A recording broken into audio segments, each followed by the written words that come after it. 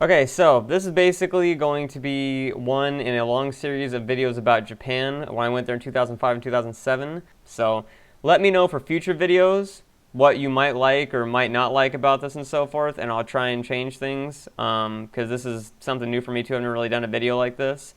So again, you know, I'll do one or two of these and then you guys let me know what you think. But this is the plane trip going from California to Tokyo. And you can see they offer you a pretty luxurious meal. I mean, this is the 2005 trip. They offer you a pretty luxurious meal for, you know, an airplane flight. I mean, if you see right here, this little thing is actually a little heating pad type thing that actually heats the food that was on there. And I think that was the noodles that were on there. I'm not sure.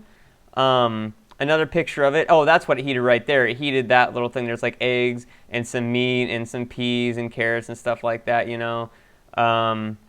I went on this trip with my dad. You can see he's got his bottle upside down in his teacup for whatever reason. There's the heating plate, close up on that for whatever reason. Now what's interesting is the television, aside from having movies and so forth that you could watch, actually had video games that you can play on it. Now this is pretty commonplace in airplanes and international flights nowadays, but back in 2005, this was a pretty big novelty for me. It's like, wow, you can actually play with a fucking controller in a television. That's pretty awesome. And, you know, it's a Tetris ripoff. I mean, what do you expect, you know? And, no. And here is a diagram that basically shows where we were at this current point. See, we left from, like, California, and now we're flying over the entire ocean to Japan, which is right there. And we're actually going to Narita Airport is where we were going. And it shows where you're at currently. It shows the altitude, shows the ground speed, outside air temperature, distance, time, local time. So I thought that was pretty cool. You know, just little trivia stuff there that showed you something to keep you busy for about 5 minutes. This is the completed meal. This is an interesting video so far. A bunch of pictures of fucking meals, huh? I took a picture of this because it shows a picture of what happens if you don't make your luggage like lock down tightly, and I thought it was pretty funny that it basically shows the guy getting his ass owned. We're inside the airport now. Now this is a notable picture here. Japan, I'm going to cover this many times over the course of these videos in different ways, but Japan, for many reasons, is a rather xenophobic country, and by xenophobic, I'm not saying kinophobic like my whole fear avoids. Xenophobic means fear of, in the literal sense, aliens, but in this sense it means fear of foreigners or fear of things that don't belong, so to speak, things that aren't native to the area.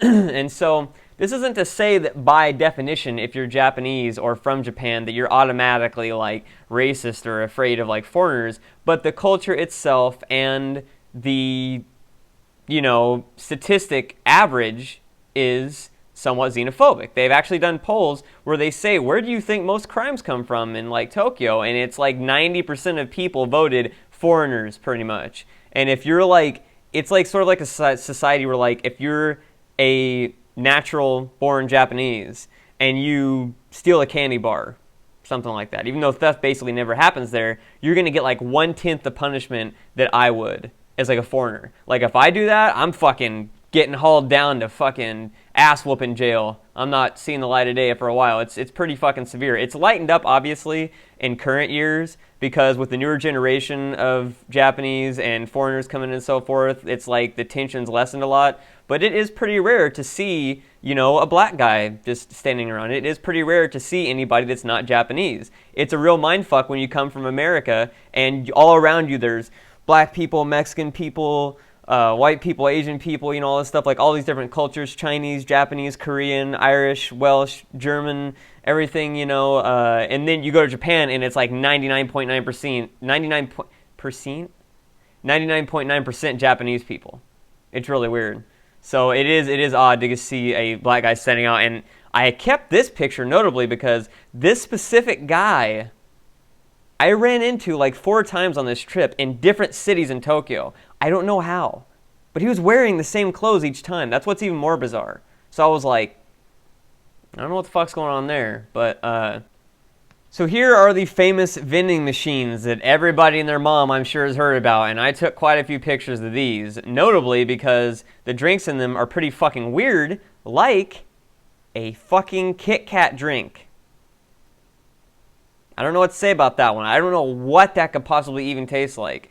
There's also your typical vitamin C drinks, melon drinks. Japanese like drinks are just fucking full of like fruits, man. It's like here we get like, you know, strawberry, apple, grape. Fuck that shit, man. Japanese are like melon, pineapple, grape, kiwi, plum, pear, everything in the book. If it's a fruit, that son of a bitch has got to drink. It don't even matter. But I will say, like in American culture, the primary drinks are usually apple and grape and strawberry.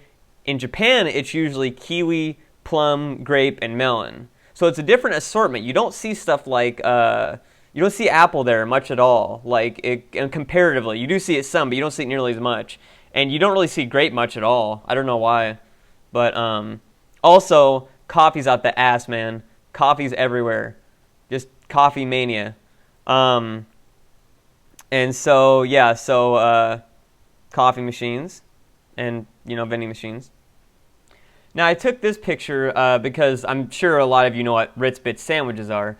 But something interesting that I like to notice in a lot of Japanese products is that, this is kind of bugging me, that fucking hair, is that the Japanese writing below the hiragana here, which is this stuff right here, is actually somewhat different from what it says on the package, or it's got like a slight slang to it. Like what that actually says there is Ritsu Bitsu Sando. So they didn't actually even spell out sandwiches, because they just said fuck it. Because Sando is probably slang for, you know, sandwiches, etc. But I guess always find that funny when it doesn't actually translate literally to what it's saying on the box. And there's a lot more pictures that are going to come up in the future of these videos that are really off the mark, that are completely different things of what it's saying on the actual English of the package. Now I just had to take a picture of this guy because what the fuck is this thing? I don't even know what this even is. Like, this just makes me think of a lot of wrong stuff, pretty much. Now here was the first fuck up of the trip. Now, I knew Japanese at a basic level. I could speak it and read it and write it at about a kindergartner's level. So I could get along enough to be able to have very basic conversations like, where is this at? How do I get here? What does this do? Blah, blah, blah. Like, I knew the language structure and probably about, back when I was actually studying it, something like 600 kanji and probably like 1,000 words or something like that. You know, that was like at my peak. Now I probably know like 1/10 that.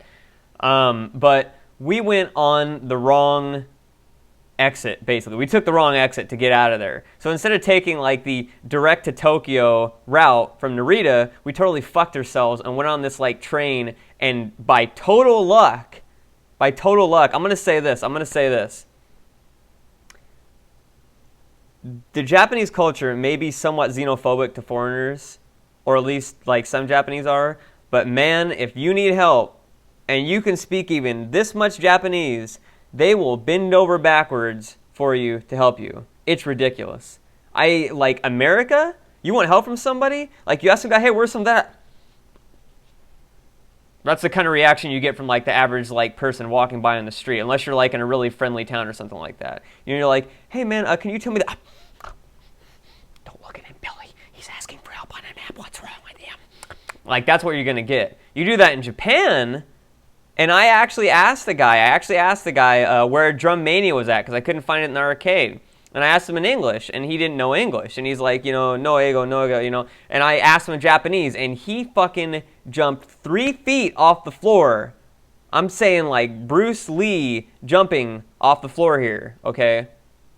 He ran over to his coworker, grabbed him by the arm like he was going to like get him out of a burning building, and dragged him over to me and repeated my phrase like 3 times and just fucking went like this with their hair. They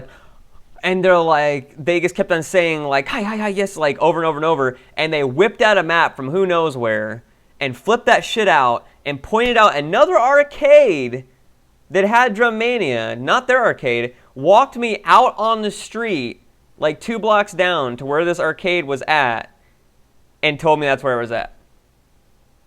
Like, he gave away business just because I could speak that. Now, when I couldn't speak it, you know, whatever. But the fact that I took my time to learn that goes so far, I don't know why. It does. I guess because they expect most foreigners just don't give a shit and they're assholes, so they just don't actually take the time to learn it. So it goes a long way. It really, really does. But we met this guy on the subway here that actually was an older man, and he was really friendly and told us what to do and where to go, and it basically saved our asses. Because we were idiots, and we packed like we're going on a fucking expedition to like the Arctic. We had like 5 suitcases. When we came back in 2007, we only had like 1 suitcase each, because then we knew what the hell to do. But we were boned, basically, without this guy, so that guy was a huge help. I had to take a picture of this. Somebody had a Stitch doll in the hanging thing, so I thought that was pretty funny. This is one of many examples that I was talking about where it doesn't really correlate at all. Like, see, if you look at this right here, it says hotel, obviously. This says the same thing. It says hotero. But the thing is, though, what's different is that this says new chateau. I have no idea what the hell that even means, but it's like if you're like basically, I guess that's just for like the English people and stuff like that, but there's the exact same sign in Japanese, but then this part remains completely unknown to people that can't speak Japanese. So like if it has any sort of relevance at all, you think they want to put that in English fully over here and then make this fully Japanese for the people that can't read English. But I don't know why they mix it up like that. Because in Japan, much like here in America, Japanese names are like cool and stuff like that on things, you know, like if a series has like a Japanese name, it's cool shit, you know, whatever else, or any kind of foreign name. It's the same thing there. If it's English, you will see on English products, or I mean on Japanese products, you will see the word love so many times. It don't matter what the fuck it is. If it's a car, love car. If it's a food, love soda. If it's a goddamn arcade game where you're blowing people up, love guns. It don't matter. Love is used every goddamn time there's a chance to have an English word in a sentence. It doesn't matter if it makes any sense. It's there. All right? So it's yeah, you know. But it's the other way around, though. It's just because it sounds foreign, so it sounds cool to your ears if you don't know the language. Like, for instance, most people who watch Dragon Ball Z, Kamehameha is stuck in your head, isn't it? But all it translates to is turtle wave. That's what it translates to. It sounds all badass when it's like Kamehameha, doesn't it? But you imagine Goku saying turtle wave, and it loses its badassness. So, you know. This is the Shinjuku station, where over 1 million people go through this every day. There are a lot of people in this thing. It's insane. Like, I can't even express to you how mind-blowing this is. Like, when you come back to America and you see the train stations there, it's like, what the fuck happened? It's so dead. And here it's just like energy everywhere. Just people everywhere, constantly. I mean, look at this. It's just nuts. It's like, what is this guy doing, by the way? What is this guy's expression? This guy's like, but I mean, like, seriously though, it's like, you know, and look at the diversity of people too. It's like, again, 99% of them are Japanese, but look at them. You got like the businessman over here. You got like this dude, probably some college student. You got some older lady over here. You got some dude here with like a beanie that looks almost exactly like my cousin. It's pretty weird. You got another businessman over here. You know, it's so many people, so many like diverse walks of life just like running through this station every single day. It's absolutely insane. And another picture here, a little bit forward, you can see the beanie dude here and stuff like that. I guess she just bought something. I don't know what the fuck that even is. Got a dude here with glasses is looking at like a ticket for whatever reason. I don't know what the hell he's doing. Got this dude over here looking a little bit perturbed. He's like, what the fuck, man? It's bullshit. I have to walk through this every day. And yet another picture. Here you have a guitar player. You got something I'd like to note, by the way. Do you notice something in like all these pictures? Like in all these pictures of Shinjuku Station, look at the body types of all these people. Do you see anybody even remotely overweight? Like no one. And you know why that is? Because in Japan, especially in Tokyo, or like in the inner city, when I say Japan, I'm talking about like inner Tokyo, people walk everywhere. I walked an average of 9 to 10 miles a day when I was there. When I came back from that trip, man, I felt like fucking Hulk Hogan. I feel like I could fucking fight a horse. Like, and my dad, too, he said it was the best shape he'd ever felt in his life, man. He couldn't even get over it. Like, he loved just walking every day so many miles because there's so many people walking around that driving is just pointless.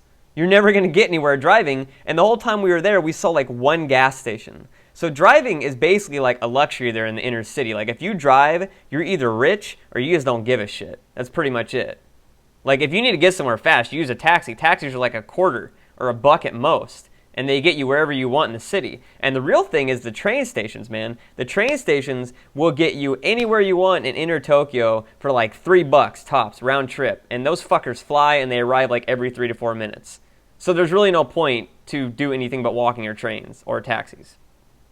So added on to that, I'll cover a few other aspects of the health there, but in America, the big problem is obesity, and that's because we have a lot of red meat, we have a lot of stuff like that, which is, it exists in Japan, there's steaks and stuff like that, but the majority of the diet is carbohydrates like rice, and then oils like fish. The oils you get in fish help the cardiovascular system and the actual diet of most Japanese so that they are pretty average weight, pretty much. Now, of course, the big killer over there, or the big problem, is sodium problems. Because of the high amount of rice and soy sauce and fish and so forth, the sodium levels in the average Japanese diet are way higher than they are in the average American diet. So how we have obesity, they basically have sodium problems all the time. So it's different with culture. But sodium doesn't lead to high weight nearly as much as super duper trans fatty foods do, which are literally like almost fucking non-existent. Like trans fat's basically almost non-existent in Japan. That shit's just like not anywhere. I'll cover it a little bit more in depth with pictures later, but the 7-Elevens, the convenience stores there, are health food stores. They're like all vitamin drinks and like fruit drinks. And they're not open 24 hours, but they're called 7-Eleven. I couldn't find like more than 2 places that sold candy that whole trip. I couldn't find anywhere that sold chocolate. All the chips were like healthy baked ones or whatever. It's really hard to find bad food for you in Japan, like unhealthy food. It's really hard, believe it or not. Now, one of the things you'll note about Japan and America, again, with the differences, is that America tends to try and make things either masculine, like super duper badass, or feminine, depending on the product. Japan just goes cute and just says, fuck it, we don't even matter what the hell we're doing. For example, here you've got a cute little doggy here on the bottom. And then you go to this, and, well, not that one. You go to this one, and you've got a credit card, and it's like a cute little doggy holding the credit card, you know? So it's like in Japan, again, it's a very different culture where this probably would not fly in America. This would make people think that credit cards for kids. But in Japan, this is perfectly a legitimate advertisement. So, you know, again, it's just so interesting, the differences in culture. For all of you car fans that are Subaru. Now, when we went in the hotel, I had to do a picture on this. This is actually, somebody will come up to your room and give you a massage. Massages are super duper basically part of like Japanese culture. Like they're just all over the place. There's also stuff like soaplands and all this other stuff that I'm not going to get into in these videos because I have to check if I can even talk about that stuff first. But I'm pretty sure I can. I just want to make sure. But yeah, that's pretty. Prostitution is legal in Japan, as long as you don't have actual sex. But anything besides that is legal, pretty much. This isn't directly soliciting prostitution, but prostitution and massage are like so intermingled in that culture that it's like, yeah, and I know some people will probably disagree with me on this. I'm just saying from my perspective what I saw while I was there. And no, I didn't get a prostitute while I was there. You want to know why? Because the STD rate in Japan is like 300% what it is in America. And the reason for this is because you know how AIDS in America was like a big deal, that like you could only get it if you were gay. You could only get it from like gay people. When AIDS first became like a huge thing, like that's what we thought. You know, you only get it if you had anal sex and you were gay and so forth. But then we realized, no, that's fucking dumb. Well, in Japanese culture, it was that you could only get it from foreigners. See? So the problem with that is that the only getting it from foreigners and the xenophobia made it a lot more ingrained. It made it a lot more like stuck in the culture. So there's actually bathhouses, like public bathhouses, that are banned from foreigners coming in, partially for this reason, because there's still a belief among some Japanese people that you can still get AIDS or STDs only from foreigners. Now, you chain this into the fact that it's very, very embarrassing to go to the doctor for stuff like STDs in Japan. And so instead of like, if you have warts on your dick, and stuff like that, most people in America, now this is actually probably being very generous because probably a lot of people wouldn't do this because they're dicks, would say, hey, I need to get this checked out and not fuck anybody while I have fucking gonorrhea or whatever else. And no, I've never had any STDs. But fucking, they would get that checked out and get it fixed or whatever. But in Japan, it's basically like super offensive, or at least in older generations it was. It may not be in like my generation or current generations to do so, but it was super offensive to like, say to a chick, hey, you get STD tested, I've been tested, you're going to get tested. So basically the guy would just put up with it and just fuck the chick even though she could have an STD or he did or whatever, and then they didn't want to go to their doctor about it because it'd be embarrassing, and so they just let the STD persist. And this also changed into a fact that condoms over there are, again, if you ask a chick, hey, like, let's use a condom, it basically is linked to, you think I'm a slut, and you use a condom. So guys didn't use many condoms either, and the triple whammy of that basically spread STDs like fucking wildfire. There's also a fourth reason, which is, in Japanese culture, love and sex are completely separate things. They can be things that are chained together, but the difference is that in American culture, that love and sex are generally linked together. Like, of course, people have one-night stands. People have friends with benefits, etc. But a lot of the time, more often than not, you generally have at least some feelings for the people that you are sleeping with. Now, in Japanese culture, it's completely normal and common for a guy to get married to a chick and then like never have sex with that chick and only have sex with like prostitutes and mistresses. And the women basically say, hey, if he's providing for me and I got a house and a home and he's not beating me up and he's being nice to me, the fuck, let him have his fucking mistresses, whatever. I'll fucking fawn over the goddamn like, teenage heartthrob or whatever that actually knows how to like woo a woman. That's the other interesting thing, is that teenage idols and stuff like that are super duper popular among like the 30-somethings in Japan because they represent an image of like actually giving like romantic feelings and affection and stuff like that towards women, which they miss from their husbands. So it's like they go gaga over those guys while the guys are fucking the mistresses and the prostitutes. So that's the other reason too, is that promiscuous sex is much more prevalent over in Japan, or at least in Tokyo, than it is in America. And let me clarify too, when I say these comparisons, I'm not saying one culture is better than the other. I'm just comparing them. I'm not like, in America, we don't do that kind of shit, you heathen. Now, we actually rented phones when we got to go over there. This is a Vodafone. Back in 2005, this was the shit, man. I don't think we even got these in America until like 2008. But this could take like super duper high quality pictures and everything. It was like, whoa. You also notice I have short hair in this. If you can see it in the reflection there. It's my dad's feet and legs in the background. But you also notice I have short hair in that. So, yeah. This was the first day we were there, though. So if you want to see more videos in this series, let me know, and I'll be glad to make more. But until then, let me know if there's any changes, anything different, etc. that you want in this series, and I would love to provide it. So yeah, if you want different music, by the way, too, let me know what you think about the music. If you want more energetic music, if you want calmer music, if you don't want any music at all, if you know of some like copyright-free music that'd be good for this stuff, feel free to tell me. And yeah, that's about it.